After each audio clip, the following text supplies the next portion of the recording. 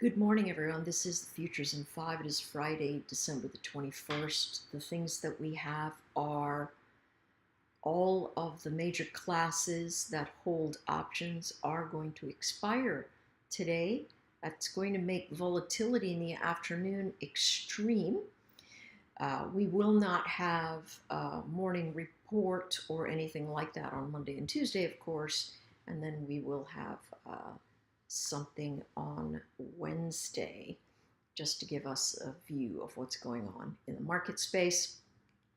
Today, we are looking at a relief bounce after a drift into deeper support, holding higher than yesterday, but every single day this week has been like that.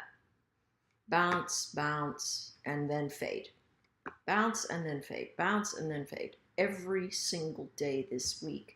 Today looks the same. We have a relief bounce that's trying to build, low volume node here, and then another one up here.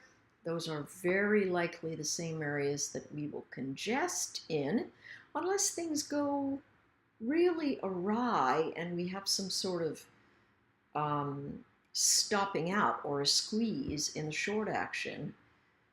We're going to see very volatile price behavior up in this area right here. SPX has got 32, 33 points on the spread around 65. That would be 98. So it could stretch, but very likely to head lower before the end of the day.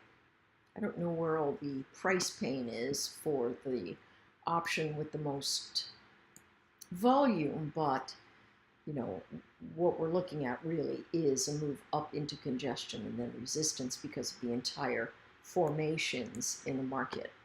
All right, so we're building bullish pressure, although this morning in the blog I've got our 30 periods shifting up. Now, when I first wrote it, they were still down. And so what we are now looking at is the hunt for resistance. And that resistance is going to be met by selling. Don't chase anything. Remember, breakout action is not going to be valid in this kind of environment, nor is breakdown action without a failed retest. It just doesn't work that easily. This morning, this drifted really deeply, well past the entry to be short, into the first target already. So if this fails after moving here, it is likely to come back into at least the first target and potentially deeper levels.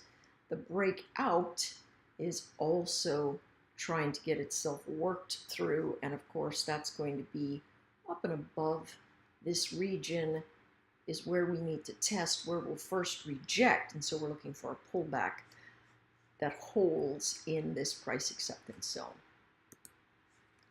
For oil, this one's still doing terribly. It just, while I was on the TD Ameritrade network this morning, I had an interview there, and what we were looking at is this sideways patch of volatility, and it's probably limited volatility here, but it's now coming into a support zone around 45. It's fairly important. If it doesn't hold there, you know, we could see 43 easily, 43.68, 43.86. Those areas very, very likely in general.